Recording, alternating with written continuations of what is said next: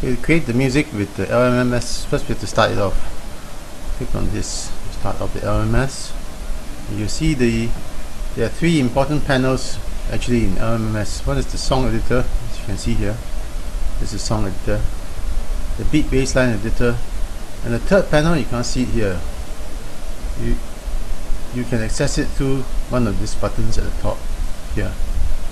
Okay, here it shows your song editor,